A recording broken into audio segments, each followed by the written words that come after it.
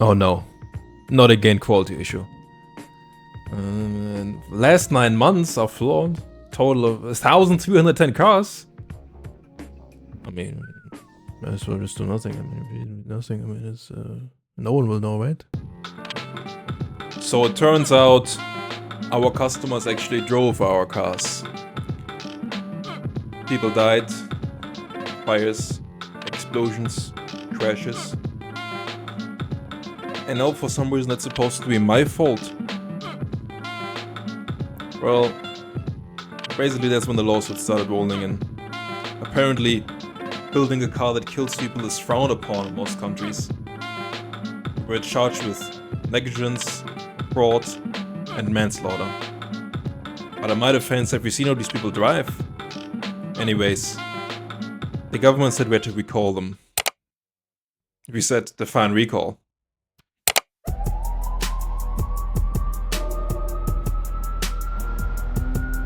So now we're running from the law, from accountability, from the Widowmaker itself. The car may be uncontrollable, but I'm still behind the wheel. And that's their problem now.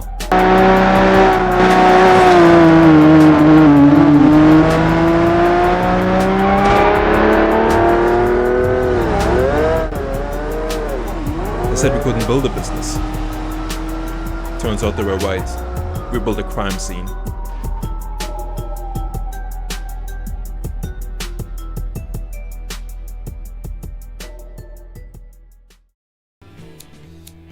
Yeah, suspension would all be nice to have, to be honest. But it's so expensive, right? It's 80 grand per month that we spend. It's like $1 million a year. But yeah, it would be quite nice to have these things. Theory also would be quite good, but it's so expensive. So the first sales are in. And it turns out when you sell a car with no safety features and name it a Widowmaker, someone takes it literally. So we got 15 lawsuits, 6 rollovers, 1 guy ejected into a tree, and suddenly I'm the bad guy. So yeah, I'm wanted now for false advertising and manslaughter, which is why I'm doing 110 in a convertible with no brakes. Little do they know, I already prepared a facelift version of our car that is more safe, and all these negligence that we had in the car, the broken wishbones, broken brakes and insufficient handling, it's actually been taken care of in the facelift model. So if they're gonna raid our factory, they will find another car that looks exactly the same from the outside, but it's actually a different car, and maybe this will help us getting out of jail.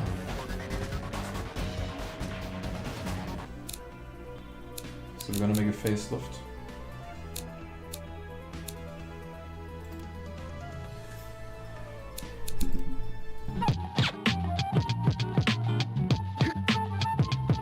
So not only will this new facelift model allow us to spread into more markets and utilize the factories more, because our marketing is very bad, especially now with all the lawsuits and all these people complaining about the reliability of both of our cars. It's not going very well. So we don't have the money to spend, increase the marketing. And but we can sell more cars if we just split up the same car, twist it a little bit, and make it look like it's a whole different market and make it appeal to different kind of guys. The guy who wants the track car, the guy who wants the light sports car, the guy who wants to have another car. And we can all utilize these different markets with the same damn car, basically. It's just a little bit different. So not only is that beneficial, but we can make a version that's actually very safe. And when the police and the government is gonna come into our factory and they're gonna check out these cars to see the problem with the suspensions and the wishbone problem that we had in the past, they're not gonna see it, because they're gonna see the facelift version, which is much better. Our valuation is lower and lower, so if we want to get money, we should probably build something now before it's getting worse, in order to make some money actually, right? I feel like that would be the smartest thing to do right now. To make a small factory and just using V8s.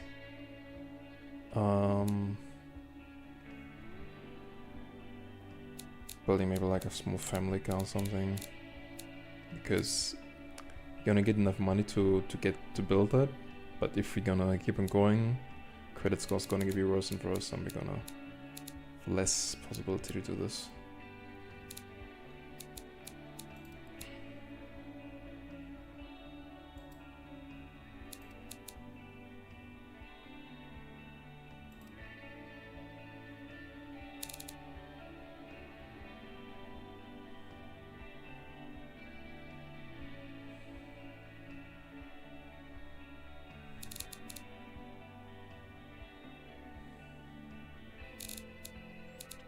Light delivery might be able to do this with the Atom, because it had a delivery kind of thing, right?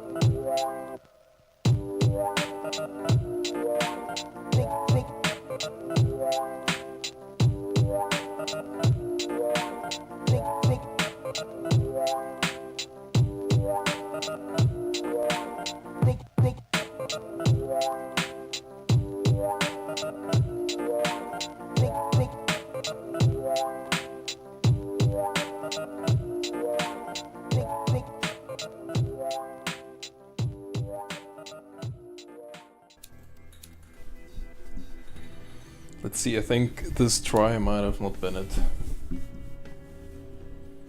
And keep in mind, everything is blind, right? I have no idea exactly about... Oh no, not again quality issue. Last 9 months are flawed. Total of 1,310 cars. I mean, might as well just do nothing. I mean, if you do nothing, I mean, it's no one will know, right? So it turns out that whole recall situation, just a full-blown scam. A complete setup by the governor, the senator, straight from the DA's office, all the lawyers were in on it.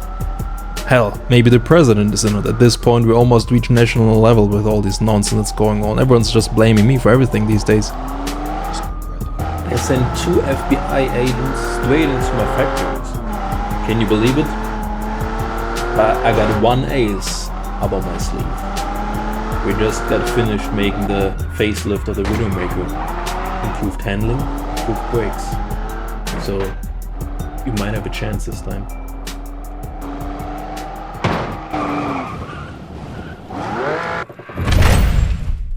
So yeah, they got me after all. But here's the good news. I got out of jail. And you know why? I survived the Widowmaker. Case dismissed. Prove it safe? Because I lived. Here's the thing. My father here is this great lawyer guy, right? And they tried to charge him with manslaughter, false advertising, reckless endangerment. But then this lawyer guy said, Your Honor, if this car is so dangerous, why is my client still alive? Why is he standing here today and the police officer who crashed into him is dead? And the judge actually bought it. Case dismissed. And we're back in business, baby. Time to design something even faster. Because what's the point of learning from mistakes when you can just double down? But to be fair, this time we gotta make these cars more safe. Or at least appear more safe. Otherwise we're really gonna get in trouble because we just get away with a broken leg, so to say. We're not making profit with this at all.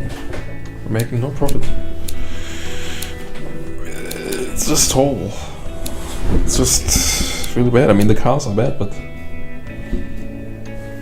come on, man. I'd rather get 8.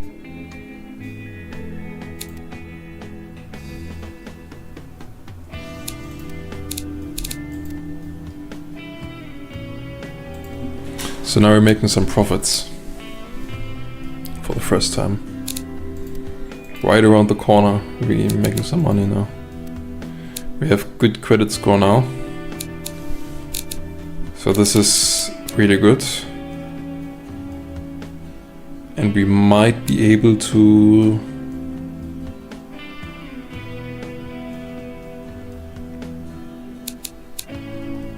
get out of this. Both factories are underused. So we have way bigger factories for even the engines and this than what we... It's 2 bigger factories basically.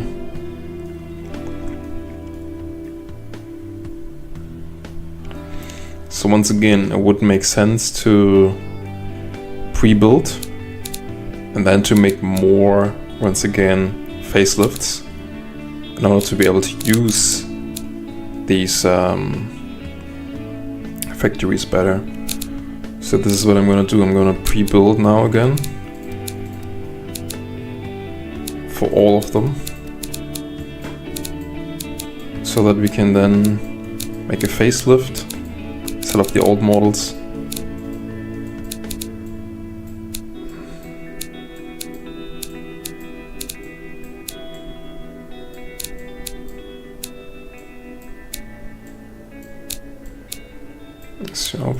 So, seems like we already have a lot of stock. We already have months and months of stock because of that exact problem, because we are producing more than is being sold, right? Now, okay, we can maybe use some more marketing in order to sell more.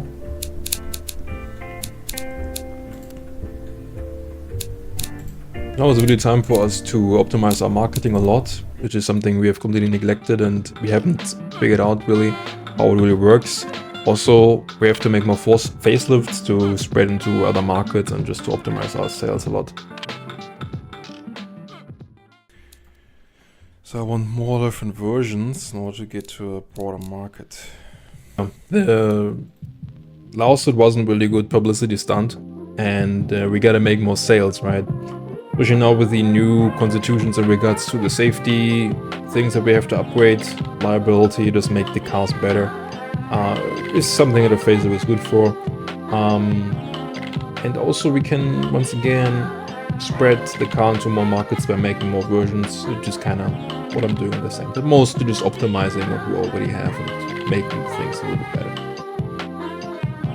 With the latest facelift of the Adam model, like our first sedan car basically for the family, they said the problem was with handling. So we gave it a new grille, and I think it looks quite good now. I mean, we didn't fix suspension, we added just some extra chrome. And I mean, chrome absorbs a little bit of impact, right? So it should be good overall. I mean, the markers are green, the market seems to want it, so it seems to be alright, I think. It's okay. It's only one small problem right here. I mean, the lawyer wasn't all that cheap, first of all, and we expanded the factory last year.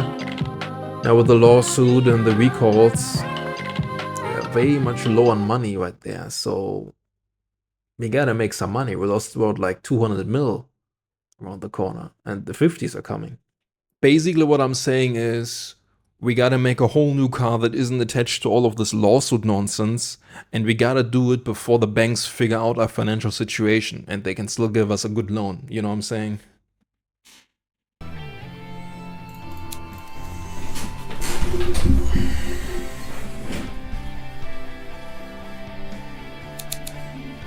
So the months are passing by, and basically we're raking it in now, so we're finally in a proper upwards direction when it comes to the chart, making some money now, and definitely the marketing helped.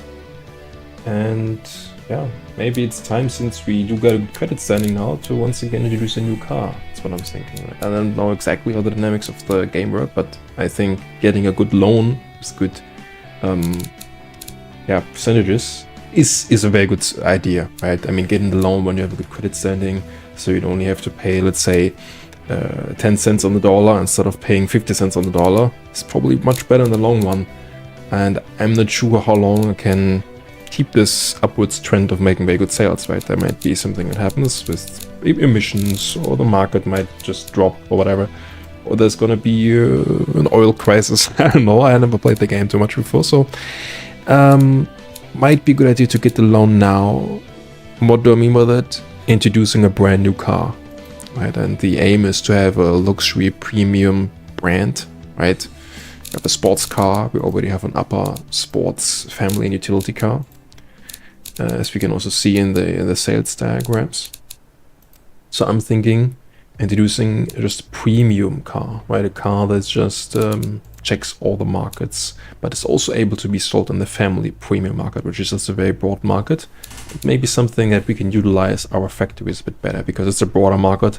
So I'm thinking just right now, our factories are underproducing, so they're only like 0.5 shifts utilized at the max, right? So we're always producing too many cars because our factories are too big. So if we can a big broader market, a family premium car, that might be the thing that we just need, right? So that's the idea.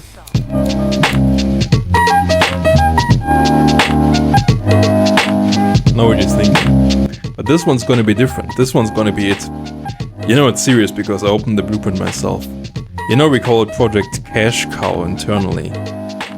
Probably it's the Birke, which is German for tree, and you know, plans and stuff like this is more like a green envisionment that you have, and you don't think about lawsuits and fire, which is kind of the problem we had with the predecessor.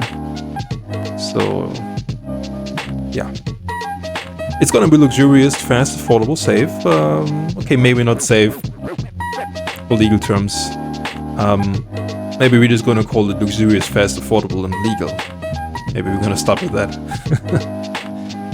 Alright. Our new motto is less murder is more margin, baby, so we gotta rake it in, you know what I'm saying?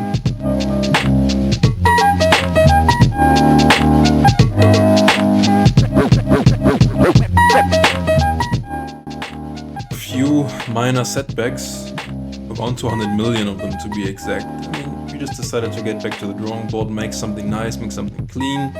We all know the Widowmaker didn't perform well in court, or on the road, or on fire, but this new car went here, man. I'm telling you what, man, this one's different. And it's gonna be our golden goose, our financial CPR, if you want.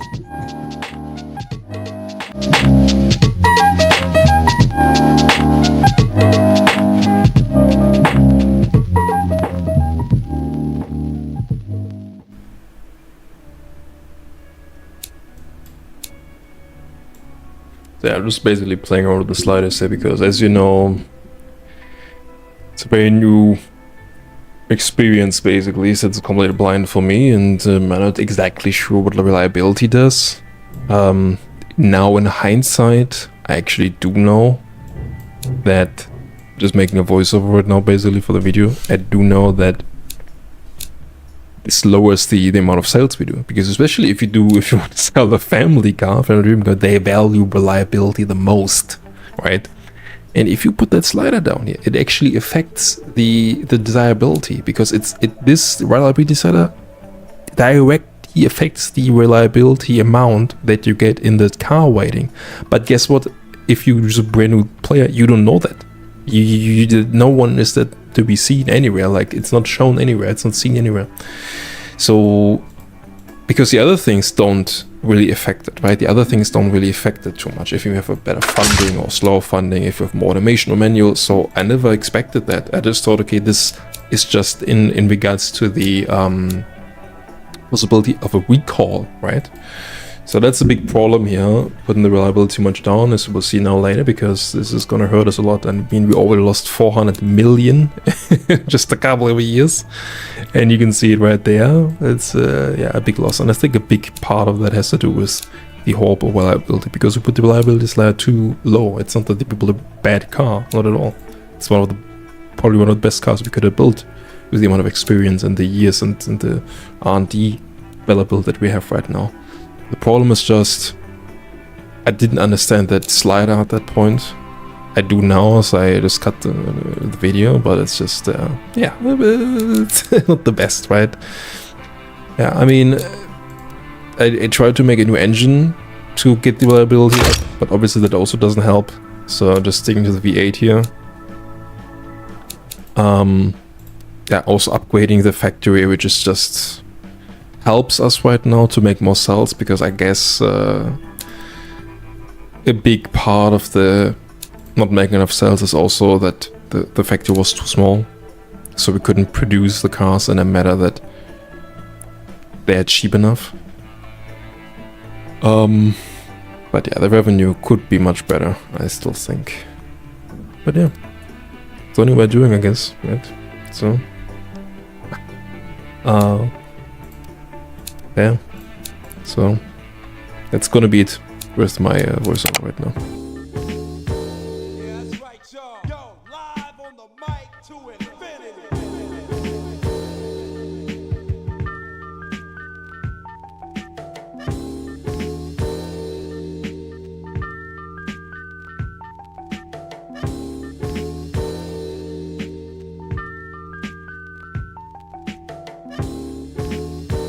Yeah, that's right, y'all.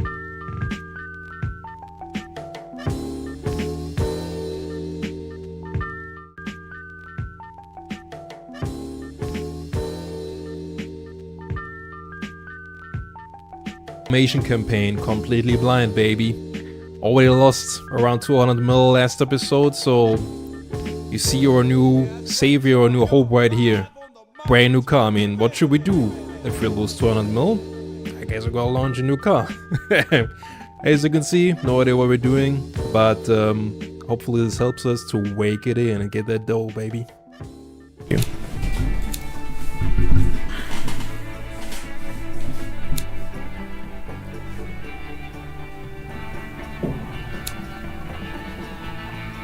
So we actually do make some profits now, and I think this in regards to the slider, the problematic thing in regards to the producing something, even though the previous factory is producing it or is not producing it, it's a bit confusing if you do this for the first time, right? Because I do remember in my first tests I made before this campaign, I made a wool quick test campaign, right? Which went horrible. But I thought, hey, why not just do a complete video series on it, right? Yeah, maybe not a good idea, but I like the fun. I think it's more fun doing this blind rather than you have like 10,000 hours in it and you know everything already that there is to it, because there's not that much of a finding out and much more of an experience of like getting to know it factor, if that makes sense. Anyways, one of the critiques is, first of all, there's no tutorial. I think in videos I've seen there used to be a tutorial, but there's not anymore. If you just click the tutorial, it's just like a random YouTube video that, come on, it's outdated and doesn't really go into detail. But anyways, so one thing that could be better, especially for new people starting out, is explain the marketing part better, because the marketing is like the most important thing for the company, and you don't know exactly yet how much of the marketing relates into the sales, and thus you cannot really measure and calculate the output of your factories in regards to this, and the amount of output of anything you do, right? Because anything is scaled to that. You can only make profit if you make, let's say, 1,000 units and you sell at least 800 of them. If you start selling only 600, then you already made such a huge loss if you produce, let's say, at 50% profit margin. So that's really something to keep in mind, and it's really not easy, and still it's not easy. I mean, I just know that it's very important, but it's still not easy for me to gauge the amount of marketing that has to go in the amount of production, right? It's still, with the factory sizes, a bit of wiggling and trying out, and yeah, so that's one thing.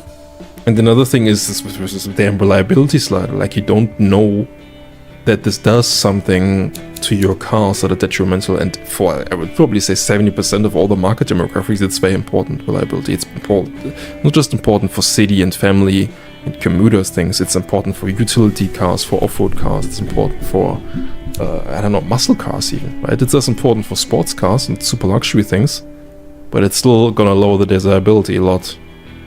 And this is gonna be something that's gonna drag through the whole...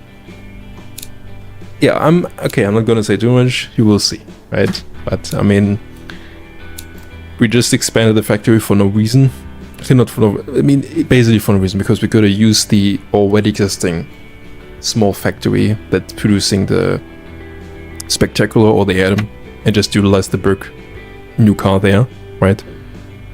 Instead we just build a new small factory which costs us, I don't know how much it costs, 100 million or whatever. Even if we just have 100 million left. And another thing is that then we could have built the Atom or Spectacular, which is not in such high demand, in a tiny factory, which would have made much more sense. Because we could have properly utilized the factory size. So one thing that I also don't get is when you play on easy and you get a huge factory, and the harder you make the difficulty, the smaller is the factory you get. That doesn't make any sense. Because if you have a huge factory, you're gonna lose the game in a matter of 5 minutes. Try yourself. Put the game on easy, go on settings, right? And set up the settings to give yourself a huge factory. The amount of money that factory costs, let's say you click the button of you're gonna make like a personal schooling center and the galvanization plant or steel presses in that factory. It's gonna cost you like 500 million. And the amount of time to fill that factory costs you like 10 years. I made like a test and I just put a huge factory and I utilized and I put in like a new car. And I started in 1946 and the first car would have produced in the 80s. Think about that. So I would basically be paying 34 years of factory construction until I even would see the first car. That would by then be completely outdated anyways. So having a huge factory doesn't make sense at all. And I guess in the beginning you have no marketing and no visibility to the market, as I understand now. So this is something to keep in mind. And starting with this tiny factory is probably the easiest, right? Because that way you can see what's going on, and it's better that you have higher demand than what you can produce, because you're still gonna make hella money, rather than having too low demand and producing too much, because then you're gonna pay the price and go bankrupt. But if you see, there's more demand than what I have, then I can just update the factory, or I can make a facelift and go on different markets, make it more expensive, and you can take it from there. And it will naturally go down anyways as the desirability for the car goes down, and then you can make in the version 2 of the same car and you can make a bigger factory. So that's the idea, right? So, but in the beginning, what I tried to do was I was just seeing, the facelift now, for example, it takes a year to do. When I built a bigger factory, it's a whole shutdown, now nothing's being produced. So I thought, so since it's going to take 12 months to make the facelift, might as well just upgrade the factory, because it's going to take 12 months and we're just going to grow into that. But that's not how it works, obviously, because your marketing has to grow as well. And I didn't really quite get that in the beginning. Another thing is that if you say, okay, I'm going to put a factory of a certain size and you're going to upgrade the factory, and I think what happened, I'm not quite sure because I haven't upgraded the factory in a while, but I think what happens is everything is being shut down. You're not gonna produce anything. So I thought that any time you click anything in regards to the factories, rescheduling, making facelift, making update, means shutdown. But it's only a really, really short time period. It's not the 24 months that it says that it's gonna take until it's built, the shutdown. Not quite sure if it's set for building the factory, if it's a full shut, but I think it is. But for the 24 months, let's say you make like a new car, new facelift. Those 24 months are not being shut down. So if you produce, let's say, car 1 in the factory, and then you make car 2 in the factory, and it takes 24 months to engineer that car, the factory will be only shut down for a couple months at the end, 1 or 2 months. These other 24 months, the previous car is still producing that old version. It might be completely outdated by now. So that's this problem that I didn't understand. So I'm building pre-built lots of cars, making hella minus, and completely dragging the company finance to the ground by producing cars that no one wants. And still having to go the 24 months before the next car, or the next facelift for that matter, could also be facelift, goes out. So that's something that's quite confusing in the beginning, right? Because you make a facelift, and as a beginner you think, okay, the car factory will be shut down the whole time, I have to pre-build. And if you make the facelift for 9 months, you're still gonna build the car for 8 months of that. So keep that in mind and have mercy, because it's a blind place though, right? Right.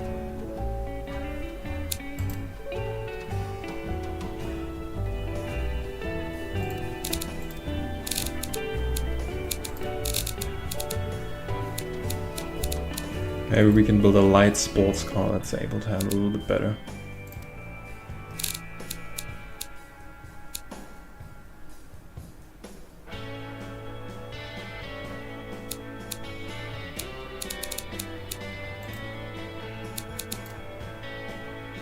I already have light sports, which is, we know which car that is, and it's not really all that. Yeah, to be fair, it's not all that, because we didn't set up proper wheels, proper tires, and proper semi-slicks or soft tires on that thing, so it doesn't handle very well in BeamNG. It's not that bad, but from the sales numbers we can also see a light sports car, even though our spectacular, which is our main money maker, spreads into most of these markets. There's still some underutilized markets here, some underdeveloped markets that we could use, that we could attack to make some more sales in the sport niche, especially since guess what, that market doesn't care too much about the not affordability, what's the word, you know what I mean, desirability, no,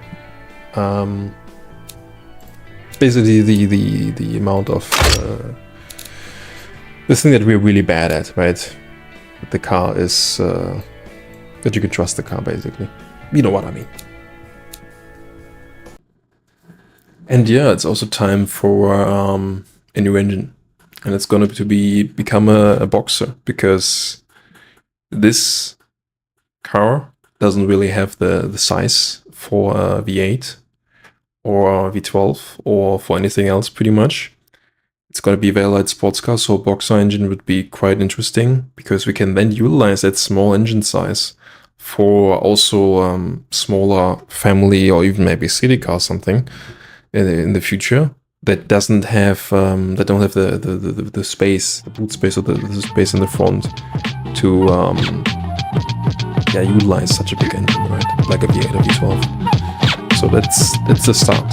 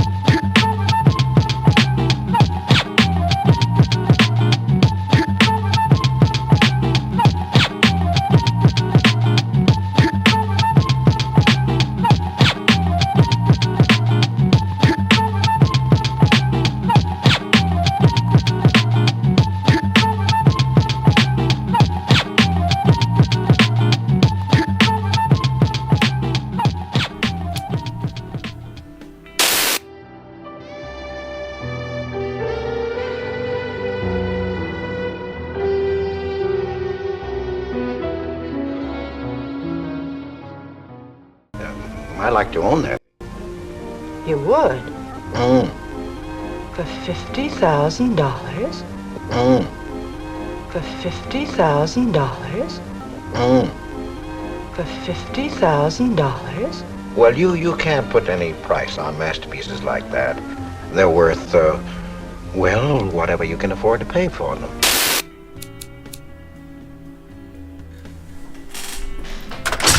So it's also time to set up a new factory. At this point in the game, not really too familiar with all of these charts, all of these checklists, automation, manipulation, segregation, all that stuff. But I mean, it's still, even now to this point, as making the video, it's still not really clear to me. Sometimes it's cheaper turning down automation for the immediate factory costs, and at the same time it's better for the car too. But I guess then you produce less cars, but then you also have this automation manual slider when you engineer a certain car. It's a little confusing. It's still just a bit of a trial and error, which is, I guess, what we do in a blind play and a long play. And yeah. Also, what I learned now is that if you put the shifts over 2, you pay like a penalty. Because it's basically like them working day and night, and I guess you get the unions complaining at the big evil factory boss that you work them all day and night like them slaves, but you know how it is. You had to sell them cars, man, so yeah. But long story short, this is actually the first car that's gonna become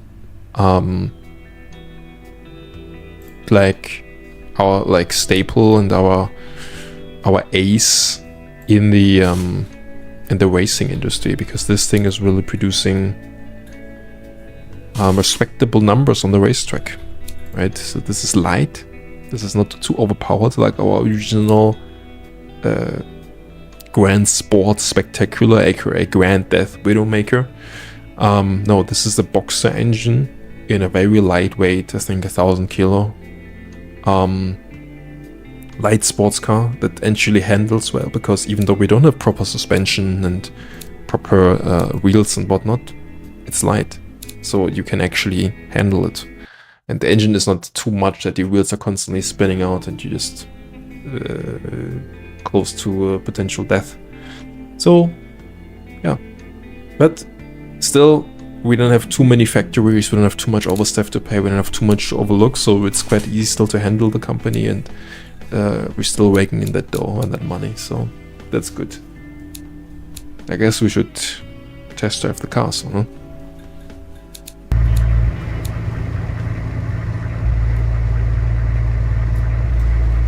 So yeah, for some reason when exporting, or it's not exporting problem, I think it's just automation, and we set up the exhaust too far in the front so that it doesn't really connect to the exhaust, so just made some weird exhaust at the end that just scrapes the whole bottom. But other than that, it drives. Keep in mind that I just bought BeamNG just for automation. So I have like a total of like 2 hours in BeamNG, so I don't know the tracks. I'm not so sure about it in regards to how it's different from like a sort of Corsa or other racing sims. So keep that in mind when you see me out here slow as hell trying to do these laps, because I'm not very familiar with the tracks, with the car, with how everything really works in BeamNG, like compared to, like I said, well, it's still a bit different for me. And yeah, what I'm saying here basically, it's much more drivable, but you can't really hear what I'm saying there because the exhaust is just so loud, and I didn't set up my regional voice microphone settings. But yeah, it's fun, and the good thing is, later on I actually learned to put proper wheels on it, because that's what everyone does when they export to BeamNG, with these old cars especially. You basically gotta go into the car designer and duplicate the car and just change the tires to like slicks, or like at least race tires that are soft, so that you can actually drive here, because if you don't do that, even though this is a light car, it will still spin out. You still won't be able to proper floor it and go one corner, so keep that in mind.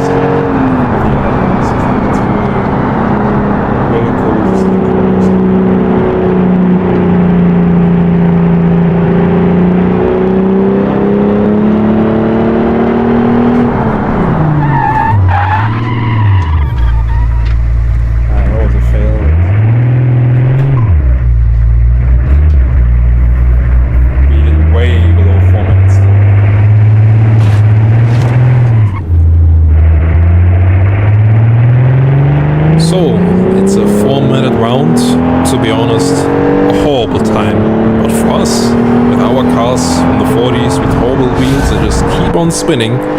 It's our best time, and we can be proud. And especially starting out, coming from the Widowmaker, a total death bringer, this is something you can use on the track. And it's a proper sports car for your everyday guy with a small engine that makes it so that you survive. And hopefully this car makes it so that our company survives, okay? So that's the idea. To keep on waking the dough in and making that money. And yeah, see you soon.